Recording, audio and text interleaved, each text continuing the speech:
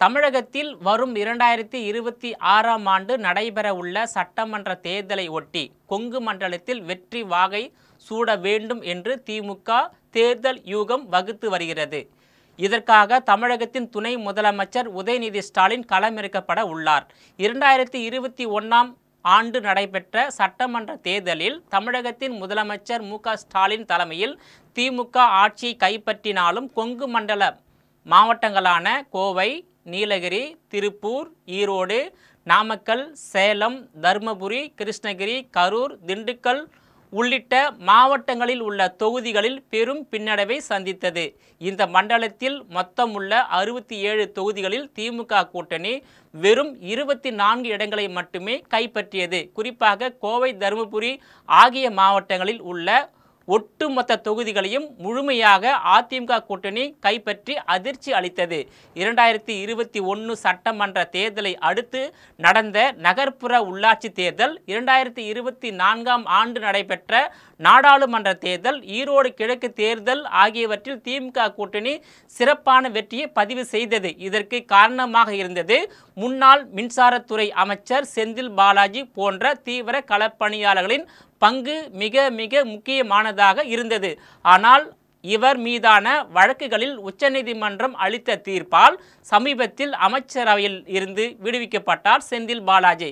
எனவே தேர்தல் பணிகளில் செந்தில் பாலாஜி தீவிரம் காட்டினால் மீண்டும் டெல்லியின் நெருக்கடிக்கு ஆளாக வேண்டி வரும் என்பதை கருத்தில் கொண்டு செந்தில் பாலாஜிக்கு நிகராக கொங்கு மண்டலத்தில் சரியான திறமையான நபரை களத்தில் இறக்கிவிட முதலமைச்சர் மு.க.ஸ்டாலின் திட்டமிட்டுள்ளார்.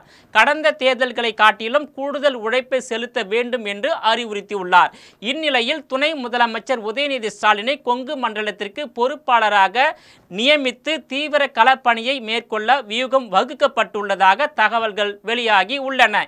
இவர் தலைமையில் மேற்கு மண்டல மாவட்டங்களில் நிலவும் உட்கட்சி பூசலை தீர்க்க நடவடிக்கை எடுத்து ஒருங்கிணைந்த கட்சி பணிகளை மேற்கொண்டால் மட்டுமே வெற்றிக்கு வழி வகுக்கும் என்று திமுக தலைமை முடிவு செய்துள்ளதாக கூறப்படுகிறது.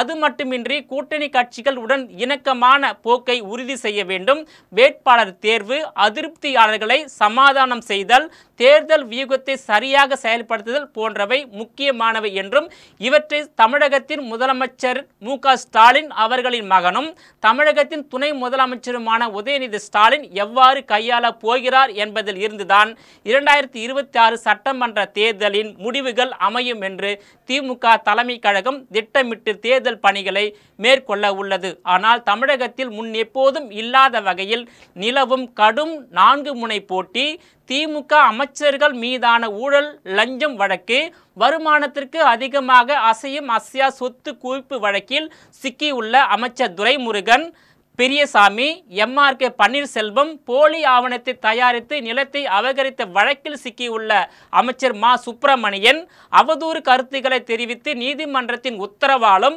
பொதுமக்களின் எதிர்ப்பாலும் வனத்துறை அமைச்சர் பதவி மற்றும் கட்சி பொறுப்பிலிருந்து பொன்முடி நீக்கப்பட்டுள்ளது. இதேபோல் திமுக அரசு மீதும் அமைச்சர்கள் மீதும் திமுக சட்டமன்ற உறுப்பினர்கள், நாடாளுமன்ற உறுப்பினர்கள் மற்றும் திமுக உள்ளாட்சி அமைப்புகளின் பிரதிநிதிகள் மீதான அடுக்கடுக்கான பல்வேறு குற்றச்சாட்டுகளில் மூழ்கி உள்ளது. தமிழகத்தில் சட்டம் ஒழுங்கு என்பது முற்றிலும் செயல் இழந்து உள்ளதால் தமிழக மக்கள் திமுக அரசு மீது கடும் அதிருப்தியிலும் எதிர்ப்பிலும் இருந்து வருவதால் தமிழகத்தில் மீண்டும் திமுகவை அரியணையில் அமர செய்ய தமிழக மக்கள் வாக்களிப்பார்களா என்பது சந்தேகம்தான். குறிப்பாக தமிழகத்தில் சட்டமன்ற தேர்தல் எப்பொழுது வரும், ஆட்சி மாற்றம் எப்போது ஏற்படும் என்ற மனநிலையில் தமிழக மக்கள் இருப்பதாக தமிழக அரசியல் நோக்கர்களின் கருத்தாக உள்ளது. நேயர்களே, மீண்டும் இது போன்ற மற்றொரு நிகழ்ச்சியில் சந்திக்கிறேன். அதுவரையில் உங்களிடமிருந்து விடைபெறுவது நான் உங்கள் விஜயபாலன்.